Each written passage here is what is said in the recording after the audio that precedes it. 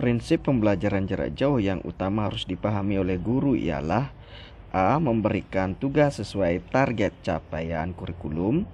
B. PJJ dilakukan melalui penggunaan teknologi sebagai sumber utama. C. Memberikan pengalaman belajar yang bermakna bagi siswa. D. Menyamaratakan kondisi minat dan fasilitas belajar siswa. Nah, ini memberikan pengalaman belajar yang bermakna. Di antara tujuan pembelajaran jarak jauh berikut yang berkaitan langsung dengan proses belajar siswa adalah A. Mencegah penyebaran dan penularan COVID-19 di satuan pendidikan. B. Memastikan pemenuhan hak belajar siswa dalam situasi darurat COVID-19. C. Melindungi warga satuan pendidikan dari dampak buruk COVID-19. D. Memastikan pemenuhan dukungan psikososial guru, siswa, dan orang tua. Nah, ini memastikan pemenuhan hak belajar siswa dalam situasi darurat COVID-19. COVID-19 berdampak siswa belajar di rumah melalui pembelajaran jarak jauh. Menurut Anda, bagaimana memilih pendekatan pembelajaran jarak jauh yang efektif? A. Dilakukan secara daring atau online. B. Dilakukan secara luring atau offline. C. Kombinasi antara daring dan luring. D. Disesuaikan dengan ketersediaan fasilitas belajar siswa. Jelas ini ya, disesuaikan dengan ketersediaan fasilitas belajar siswa. Pembelajaran jarak jauh tidak selalu dilakukan secara daring, tetapi dapat dilakukan melalui luring. Apa saja yang termasuk media belajar secara luring? Luring ini luar jaringan ya. A. Video pembelajaran. B. Buku sekolah elektronik. C. Program belajar melalui televisi.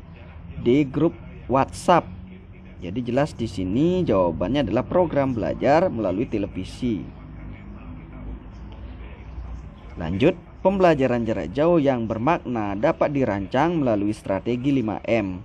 Berikut ini yang bukan termasuk strategi 5M ialah A. Memahami konsep. B. Merancang RPP. C. Membangun keberlanjutan. D. Memilih tantangan. Jadi di sini yang bukan adalah merancang RPP. Guru Abdi mengajar di daerah pelosok Indonesia. Keterbatasan akses internet menjadi tantangan melaksanakan PJJ. Alhasil, Guru Abdi mengumpulkan informasi terlebih dahulu terkait profil serta membangun kesepakatan bersama orang tua. Melalui hasil kesepakatan tersebut, penyampaian materi dilakukan melalui bahan ajar cetak sehingga siswa dan orang tua tidak terbebani dengan akses internet. Berdasarkan cerita dari Guru Abdi, apa strategi 5M yang telah diterapkan? A. Memanusiakan hubungan. B. Memilih tantangan. C. Memahami konsep. D. Memberdayakan konteks. Jadi jelas di sini adalah memanusiakan hubungan. Lanjut, masih dari cerita Guru Abdi. Selain menggunakan bahan ajar cetak, Guru Abdi merancang kegiatan belajar yang bisa mencakup lebih dari satu pelajaran. Apa strategi 5M yang dilakukan? A. Memanusiakan hubungan. B. Memahami konsep. C. Membangun keberlanjutan. D. Memberdayakan konteks. Nah, di sini kata kuncinya adalah selain menggunakan bahan ajar cetak, Guru Abdi merancang kegiatan belajar yang bisa mencakup lebih dari satu pelajaran. Ini kaitannya tentang konteks ya, yaitu memberdayakan konteks. Nah, lanjut, menurut Anda bagaimana menerapkan strategi 5M membangun keberlanjutan? A. Memberi umpan balik dan refleksi pada setiap penugasan yang diberikan. B. Menyediakan pilihan jam belajar siswa.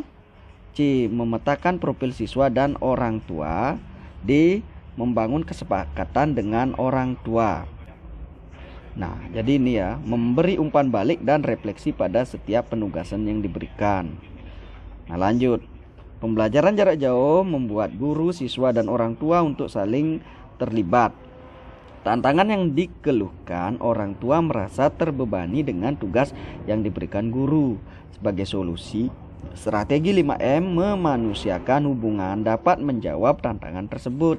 Apa saja yang bisa menjadi topik diskusi antara guru dan orang tua dalam strategi memanusiakan hubungan? A. Cara belajar anak. B. Pekerjaan orang tua dan waktu mendampingi belajar anak. C. Kebiasaan anak di rumah. D. Semua jawaban benar. Jadi ini semua jawaban benar ya.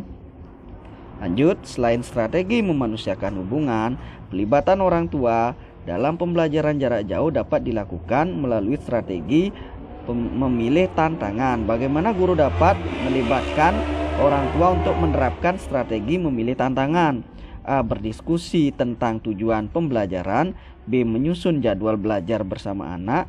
C. Bertanya tantangan atau kesulitan belajar yang dihadapi anak. D. Menjadi narasumber untuk topik belajar yang relevan. Jadi di sini jawabannya yang cocok adalah menyusun jadwal belajar bersama anak. Jadi inilah di sana bisa digali ya. Jadi tantangan apa yang bisa digali nanti yang harus diselesaikan kepada anak itu. Lanjut finish. Ore, dapat 100.